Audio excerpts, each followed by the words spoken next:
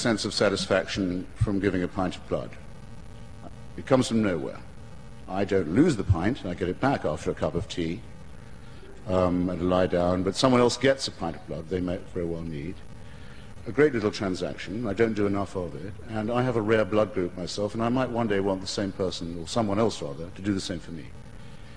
But it's not just a utilitarian transaction. I positively enjoy doing it. Is this from nowhere? I certainly don't know of any heavenly reason why I think it. All right, if that's not good enough for you.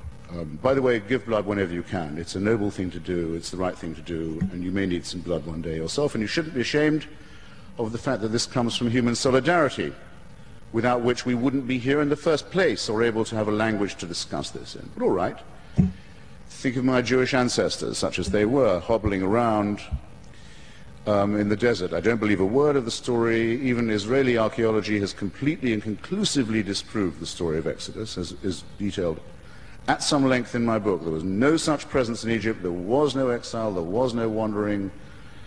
There was a lot of massacre and murder and theft, but then there always is when religious tribes are walking around. Let's assume the story is true. Let's assume it.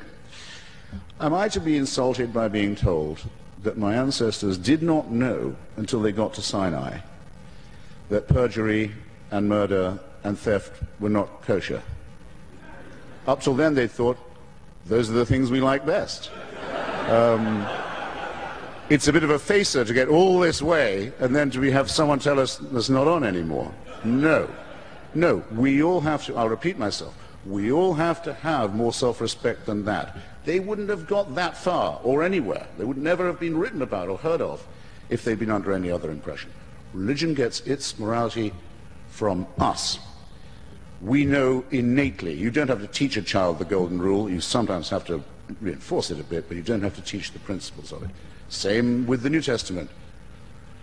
How do we know this? Because the story of the Good Samaritan is told by the alleged Nazarene, in whose existence I also do not believe.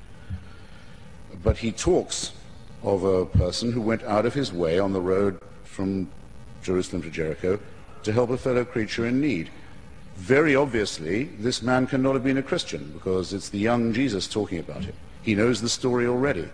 He's able to tell people that's the way you should behave if you see people in trouble. He never says you need divine permission to do this or a divine warrant to do it. It's ordinary human ethics. And to say that it wouldn't be part of us, part of our warp and our weft and our woof, if it wasn't for divine permission, is to make ourselves into serfs.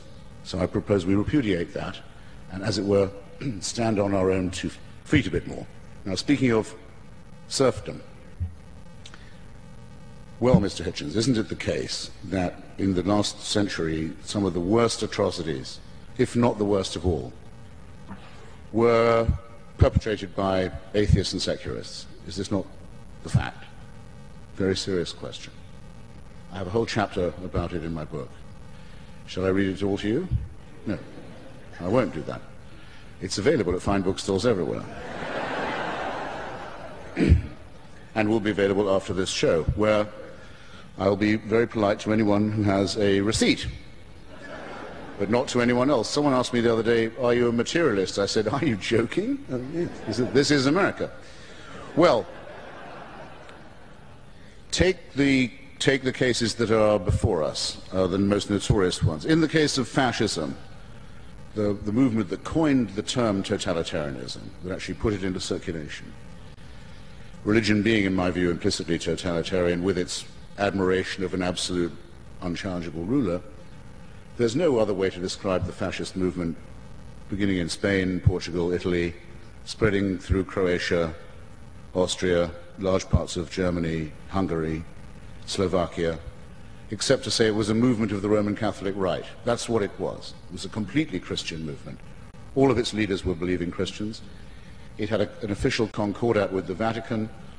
The Nazi puppet state leader of Slovakia was actually a man in holy orders. General Franco was very nearly baptized in his rule by that. Anyone can look this up. The church has never ceased to apologize for it, and nor should it. And after the war was over, they helped many of these people escape and begin constructing regimes of a similar model in South America after 1945. No wonder they can't stop apologizing. Nothing secular about that. German National Socialism, not quite the same, I have to say. It's true that the Vatican signed a treaty with Hitler the week he was installed in power. And it was for him the first and most important treaty he ever signed, the Concordat with the Vatican, and neither of them ever broke it. It's also true to say that in Mein Kampf he praises the Catholic Church and never left it, and has nothing but contempt for atheism. It's also true that the Pope ordered that his birthday, the Führer's birthday, ladies and gentlemen of the jury, be celebrated from the pulpit every year, every April, which it was, to the very end. It's also true that 25% of the members of the SS, this we know from Catholic historians, were confessing Catholics, ones who went to confession, and that no one was ever threatened with excommunication for their role in the Endlösung, as the Germans call the Shoah, or the final solution. Excommunication was only used by the Church politically after the war, when you were told you'd be excommunicated if you voted for the Communist Party. And it is true that Joseph Goebbels was excommunicated from the Catholic Church. But do you want to know why? Do you know why? He's married a Protestant. Yeah. Married a Protestant. That's what it took to be. Next, you'll know he didn't eat fish on a Friday or something. No, excuse me, they have their standards, okay? But it is also true that Hitler sought to replace Christianity as the state religion and would have preferred an Aryan Nordic blood myth with himself as the centerpiece of it. There's no question about that. And that many brave Christians had to die on that proposition. No one can deny that. But there's nothing secular about National Socialism. And of the third partner in that revolting alliance, that of Japan, the leader is not just a man of God, but a God himself, for whom people were prepared to immolate themselves and others. The late Emperor Hirohito. While I'm at it, when his son was sent to Oxford University, this is a digression, but why not? He was sent to Magdalen College in the 30s, and the Japanese embassy sent up a team of people to see the warden of Magdalen College, Oxford, to say, are you sure you're ready to receive the Crown Prince? They said, yeah, absolutely, we're ready. He's got a nice room. We have a good tutor. Apparently his English is very good. We're looking forward very much to having him at the Japanese embassy. Well, it's just we want to be sure you understand. You're calling him Crown Prince, of course that is his title, but you do realize that his father in our country is not thought of just as an emperor, but as God. Do you understand that? The warden of Magdalen College said, I think you'll find we're quite used to having the sons of famous people at Oxford. Anyway, don't know what brought that on. Don't know quite what made me go to that direction. Anyway, there's nothing secular about an empire whose military ideology, by the way, was that of Zen Buddhism, for those of you who think the Eastern path is more contemplative. Its official ideology, as with the dictatorship in Burma today, is Zen Buddhism. There's nothing secular about that. So I think that clears up this frequently asked question on that side of the ledger. Moving, still answering my own, not my own question, the other person's question. Moving to Russia, until 1917, the year of the revolution, millions and millions of Russians have been told for hundreds and hundreds of years that the head of their state was also a man of God, was the head of the church, was not quite human, a bit better than human, not quite divine either. The Tsar was the head of the Russian Orthodox Church. He was the little father. As well as owning everyone in the country as an absolute dictator, he was the spiritual leader of the church. That's how millions of Russians have been reduced to credulity, stupidity, servility, and fear.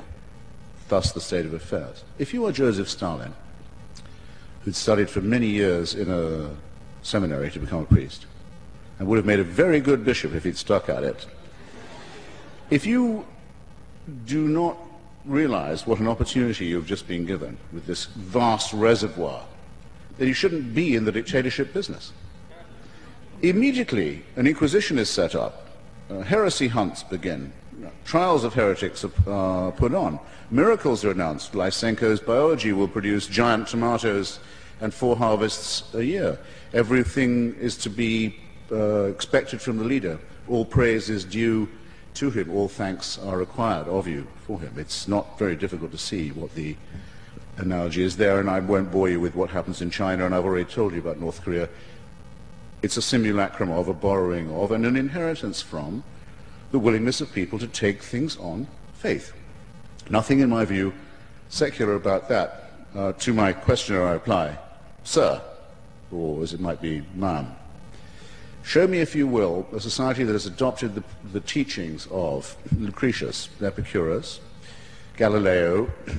I'm talking of our great tradition of reason, skepticism, science,